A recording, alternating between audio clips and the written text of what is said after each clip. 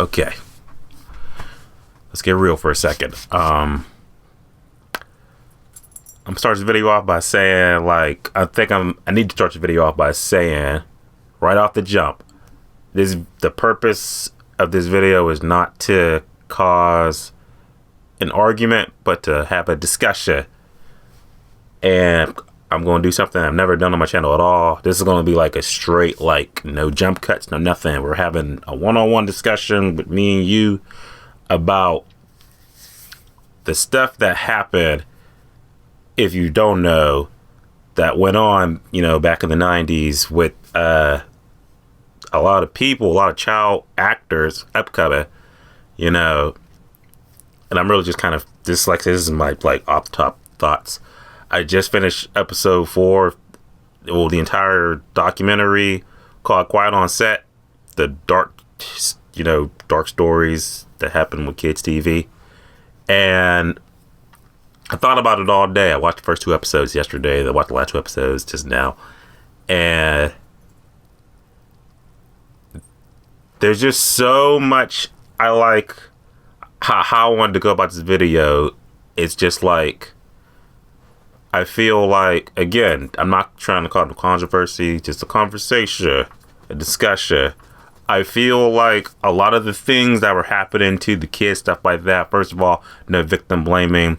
I totally blame the predators that maliciously went after and knew what they were doing to, like, these young kids and stuff, you know. And I look back, and I kind of hate to say it, but I feel like the parents of these, you know, these kids are partially to blame for the situations that got their kids in, to an extent. And now let me explain. It's because, okay, where should I even start? There was a situation with, I believe this was episode 2.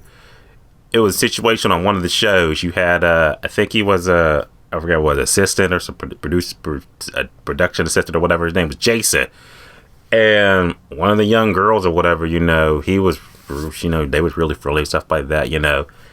And you learn the documentary. You can watch it on HBO Max. You learn that, you know, one day I think she was like, was she like 9? I think she was between the ages of 9 or 12, 13, something like that.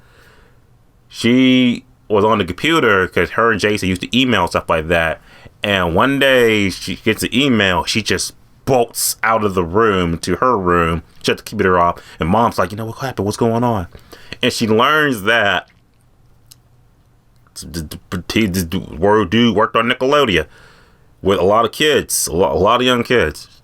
The mom learns that there's a guy, Jason, he sent an email to her young daughter with him masturbating with explicit adult content, you know, adult language, stuff like that. I ain't gonna repeat it. But more or less, he sent a new picture of himself to this little girl.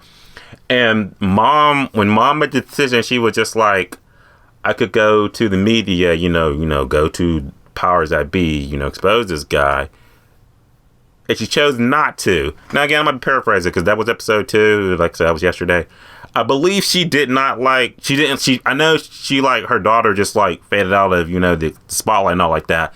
But I felt like if she would have did something right then and there, that would have stopped a lot of, like, more suffering down the road for other kids. Now, I will also point this out, that the black mom, again, episode 2, one of the black parents, you know, I felt like I don't know if this is like, I think this is a mom thing in general, but definitely I'm just saying, you know, black mothers really pick up on this.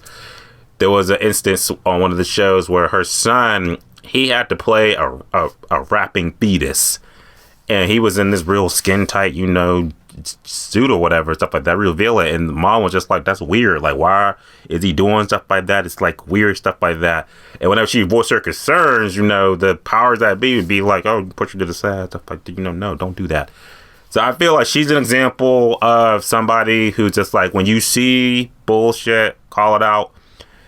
And there's like no amount of money in the world worth your child's like integrity or, you know, dignity or any of your child's wealth being at that as a parent, you know, like. Now, I will say this again, 'cause I know people concept are going to be like, you know, well, what about this? What about that? I know in the 90s, it was a whole different like ball game, whole different era, whole different lifestyle. There was no like social media, nothing like that.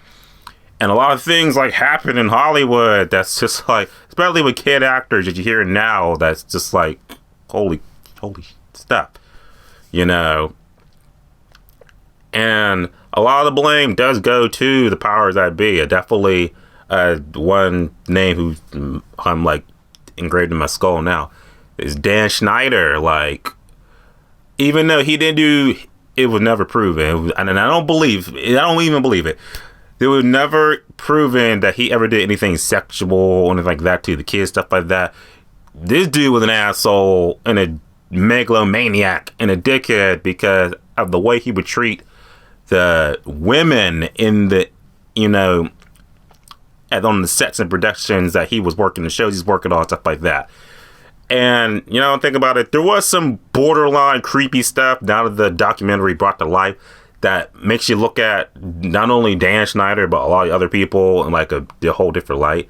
That he was like, when there's a scene of Ariana Grande and she's like sexually, you know, stroking the potato and putting water on her in a real sexual manner, that Dan Schneider like green lighted and nobody like said anything. Everyone was just worried about their jobs, and it took like decades of hardship and pain before it came out, you know.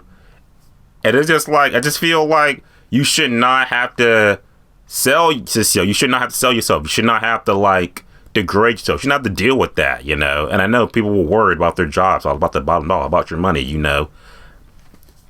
I just feel like some people could have did more. Definitely feel like the parents, one who I'll say in particular was Drake Bell.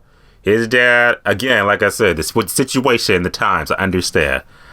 But it's just like, again, as a parent, it's just like, there's just some things you just pick up on. You're just like, I don't give a damn about your show. This is my son you're talking about. This is my child. It's my kid. And again, the predator that was, you know, Brian Peck, that was attacking Drake Bell, he had a strategy. He knew what he was doing. But it's still just like, you know, at the end of the day, like, these are your kids, man. As parents, you just gotta do more. That's all I'm gonna say, really. As a parent, you gotta do more. I don't want to lose anybody. So, like I said, this whole video, I didn't want to review it. I just want to open a discussion that, do you feel like the parents could have did more to protect their kids? Or do you think the parents were pretty much just like only in it for the money, only think about the money, and think about the bottom dollar, stuff like that, and using their kids just as, you know, tools, as, you know, a means to it in for that money?